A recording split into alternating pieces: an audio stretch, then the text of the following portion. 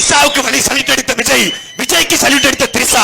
பச்சை கலர் பட்டு புடவை அம்மாவா, வெள்ளை கலர் உடை வந்து அப்பாவா, இந்த பக்கம் ஆரஞ்சா. இதுதான் இந்திய தேசிய கொடியா? நான் வேணா வாங்கி கொடுக்குறேன் சாட்டை, செத்துடு. என்ன பரவாயில்ல, எவ்வளவு நல்ல விஷயங்கள் பண்றோம். உனக்கு பாய்சன் வாங்கி கொடுக்கறது ஒரு நல்ல விஷயம் தான். ஏன்னா நீ எல்லாம் ஒண்ணுத்துக்கும் பிரயோஜனம் இல்லை. செத்துடு. ஏன்னா அண்ணின்றவ தாய் மாதிரி. அந்த அண்ணியே வச்சுக்கிட்டு அவ்வளவுதானே கல்யாணம் பண்ணியிருக்க. நீ எல்லாம் உயிரோட இருக்கவே கூடாது, செத்து போயிடு. ஏண்டா உன் அண்ணன் சீமானு அது மட்டும் இல்லாம பெட்ரூம்ல உட்காந்துக்கிட்டு அந்த நடிகையோட நம்ம வண்டி ரொம்ப நல்ல வண்டி, ரொம்ப கெட்ட வண்டி டயலாக் விட்டுட்டு இருந்தாரு. நீங்க எல்லாம் அதனாலதான் ஒரு சீட்டு கூட வாங்காம வீட்டுல உட்காந்துட்டு இருப்பீங்க. பார்த்தா அங்கங்க வாங்குற காசுக்கு கூவிட்டு இருக்க. ஏன்னா நீ யூடியூப்ல தானே சம்பாதிக்கிற, நீ என்ன வேணாலும் பேசுவியா? ஏண்டா அவங்க கட்டிட்டு வந்தது கேரளா சாரி மாதிரி இருந்துச்சு, நாங்க நியூஸ்ல பார்த்தோம். அது எப்படி அந்த சாரி ஆரஞ்சு கலர்ல மாறிச்சு? நீங்களா ஒண்ணு எடிட் பண்ணிட்டு, நீங்களா ஒண்ணு பேசுவீங்க, நீங்களா ஒரு படி போடுவீங்க. நான் ஒண்ணு கேட்கிறேன், ஆட்சியில முதலமைச்சரா உட்காந்து ஒருத்தவங்களாச்சும் தான் மனைவியை தவிர எந்த புண்ணியம் தொடல, யாரையும் வச்சுக்கலன்னு சொல்லுங்க பாக்கலாம்.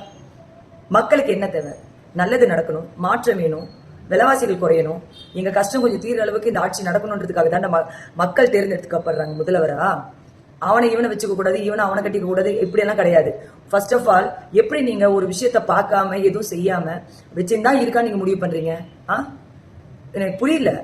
ஒரு நண்பர்கள் ஒரே துறையில ஒர்க் பண்ணுவாங்க, ஒரு ரொம்ப பெஸ்ட் ஃப்ரெண்டு, க்ளோஸ் ஃப்ரெண்டா இருக்கிறவங்க கண்டிப்பா நல்லது கட்டத்துல கலந்துக்கிறவங்க தான் நட்பு. அந்த மாதிரி இவங்க கூட கலந்துக்கலாம் இல்லையா? அவங்க ஒரு சீஃப் கெஸ்ட், அவங்க திடீர்னு சடனா இதை பார்க்கணும்னு ஒரு ஆசைப்பட்டு வராங்க.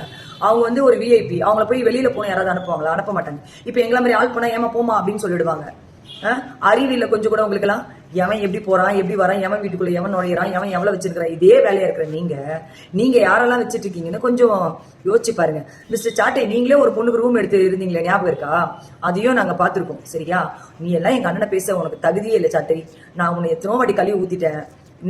ஆனா நீ எல்லாம் நேர்ல மாட்டேன்னா உன்னை வங்கியா கேட்டு பொம்பளைங்களாம் சேர்ந்து உன்னை கார் துப்புற அளவுக்கு நான் பண்ணிடுவேன். வந்துட்டாங்க பெருசா பேசுறதுக்கு. ஒரு பொண்ணு மேல அநியாயமா நீங்க பழி போறதே வந்து என்ன சொல்றது தெரியுமா? உங்களெல்லாம் நாயல கூட மதிக்கல, அதனாலதான் அவங்க எந்த ஒரு நடவடிக்கையும் எடுக்கலன்னு நினைக்கிறேன். கூடி சீக்கிரம் எடுத்துட்டான்னு வச்சுக்கேன், நீயும் உன்னே தூக்கி உள்ள போட்டா சரியா போயிடும். ஆலம் மொகர கட்டி பேசுறதுக்கு தகுதி இல்லாத நாயங்களா பேச வந்துருச்சுங்க எல்லாத்தையும்.